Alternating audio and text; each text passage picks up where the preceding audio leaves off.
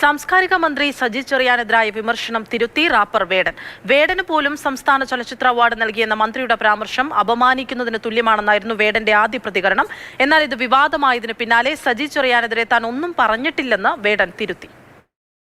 അത് പുള്ളിക്കാരനോട് തന്നെ ചോദിക്കണം. ഞാൻ അതിൽ എന്തെങ്കിലും കമന്റ് ചെയ്തിട്ട് ആവശ്യമില്ലാത്ത വള്ളി കയറി പിടിക്കുന്നില്ല.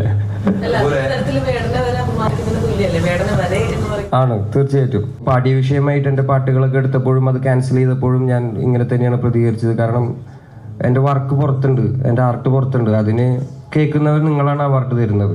വേടന് പോലും സിനിമ അവാർഡ് കിട്ടിയെന്ന സാംസ്കാരിക മന്ത്രിയുടെ പരാമർശം അപമാനമല്ലേ എന്ന് ചോദിച്ചപ്പോഴായിരുന്നു ഈ പ്രതികരണം. കാലിക്കറ്റ് സർവകലാശാലയുടെ പാഠപുസ്തകത്തിൽ തന്റെ പാട്ട് ഉൾപ്പെടുത്തിയപ്പോഴും വിമർശനമുണ്ടായിരുന്നു.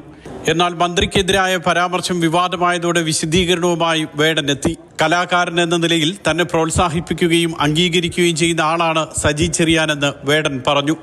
ഈ സന്തോഷത്തിന്റെ ഇടയിലും ഒരു സങ്കടം എന്താണെന്ന് വെച്ച് കഴിഞ്ഞാൽ, ബഹുമാനപ്പെട്ട മന്ത്രി സജി ചെറിയാൻ സാറ് എന്നെ അപമാനിച്ചതായിട്ടും ഞാൻ അദ്ദേഹത്തിനെതിരെ എന്തോ പറഞ്ഞതായിട്ടും വരുന്ന വാർത്തകളാണ്.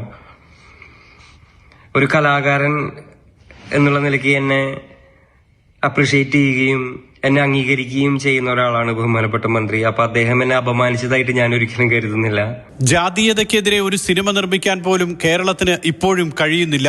സംസ്ഥാന സിനിമാ അവാർഡ് ലഭിച്ച ശേഷമുള്ള വേടന്റെ ആദ്യ സ്റ്റേജ് പരിപാടി ഈ മാസം 23-ന് ദുബായിൽ നടക്കും. അമിറ്റി സ്കൂൾ ഗ്രൗണ്ടിലായിരിക്കും വേട്ട എന്ന് പേരിട്ട 5 മണിക്കൂർ നീളുന്ന പരിപാടി. നിർമ്മാതാവ് കണ്ണൻ രവിയും വേടനൊപ്പം വാർത്താസമ്മേളനത്തിൽ പങ്കെടുത്തു. Mathrubhumi news, Dubai.